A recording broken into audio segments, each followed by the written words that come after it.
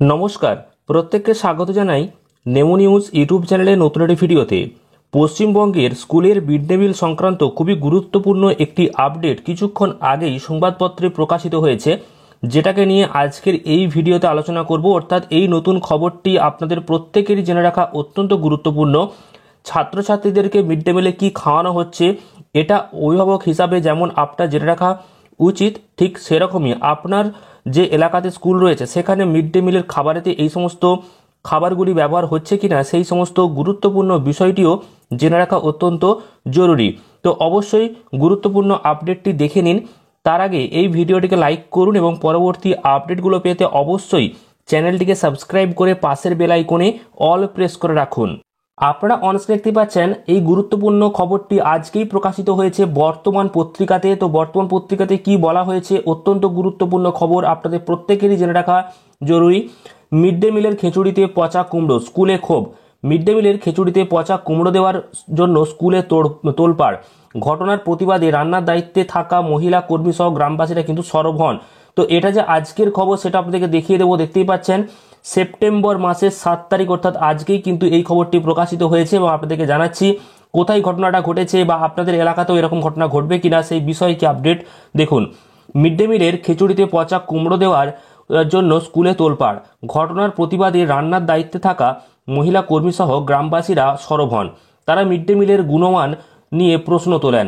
তাদের অভিযোগ, প্রাথমিকের পড়ুয়াদের পাতে সঠিক যে গুণমানের খাবার সেটা দেওয়া হচ্ছে না।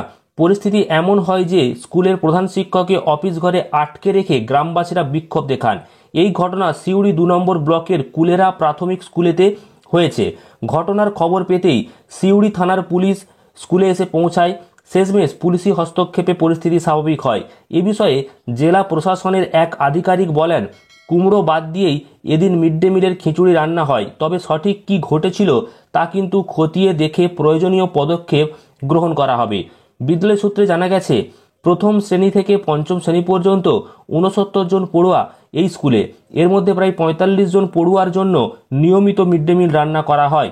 এদিন পড়ুয়াদের জন্য 3 প্রকারের ডাল, আলু, পেঁপে ও কুমড়ো দিয়ে খিচুড়ি রান্নার কথা ছিল। অভিযোগ, খিচুড়ি রান্নার জন্য যে কুমড়ো দেওয়া হয়েছিল তা পচে গিয়েছিল। বিষয়টি রান্নার দায়িত্বে থাকা মহিলা কর্মীদের নজরে এলে তা স্কুল কর্তৃপক্ষকে জানানো হয়। যদিও অভিযোগ, স্কুলের প্রধান শিক্ষক খারাপ ব্যবহার করেন। এতেই সবাই ক্ষুব্ধ হন। খবর ছড়াতেই স্থানীয় গ্রামবাসীরাও স্কুল চত্বরে বিক্ষোভ দেখাতে থাকেন।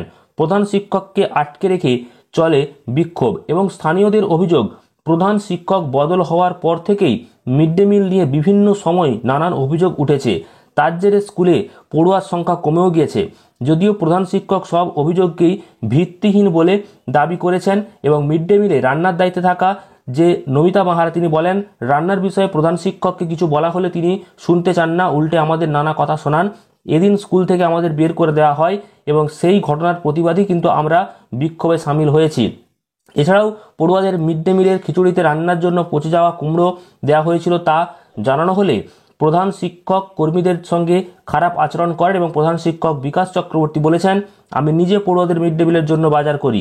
কোনো কারণে এদিন কুমড়ো পচে গিয়েছিল, আমি তা বাদ দিয়ে রান্না করতে বলেছিলাম। একজন শিক্ষক হিসেবে কখনোই পড়ুয়াদের পাতে খারাপ খাবার কিন্তু তুলে দেবো না, ভালো খাবার দেওয়ারই কিন্তু চেষ্টা করি। তো এই বিষয়ে কিন্তু নতুন খবর এসেছে, কিন্তু এটা নতুন নয়, বিভিন্ন জায়গা থেকেই নানান অভিযোগ আসে যে মিড ডে মিলে খারাপ খাবার দেওয়া হচ্ছে, ভালো খাবার দেওয়া হচ্ছে না। তবে এটা সংবাদপত্রের শিরোনামে উঠে এসেছে বলে আপনাদের সামনে তুলে ধরলাম বা আপনারা জানতে পারলেন। তবে আপনাদের এলাকাতেও যদি এই রকম কোনো কাণ্ড ঘটে তাহলে কিন্তু অবশ্যই আপনারা সরব হবেন, বিক্ষোভ জানাবেন এবং কেমন খাবার দেওয়া হচ্ছে সেটা কিন্তু অবশ্যই মাঝে মধ্যে আপনারা যাচাই করবেন। কারণ এমনিতেই মিড ডে মিলের খাতে অনেক অল্প টাকা দেওয়া হয় সরকারের তরফ থেকে এবং সেটার মধ্যেই স্কুলকে চালাতে হয়। তারপরেও কিন্তু পুষ্টিযুক্ত খাবার দেওয়া প্রায় হয় না বললেই চলে।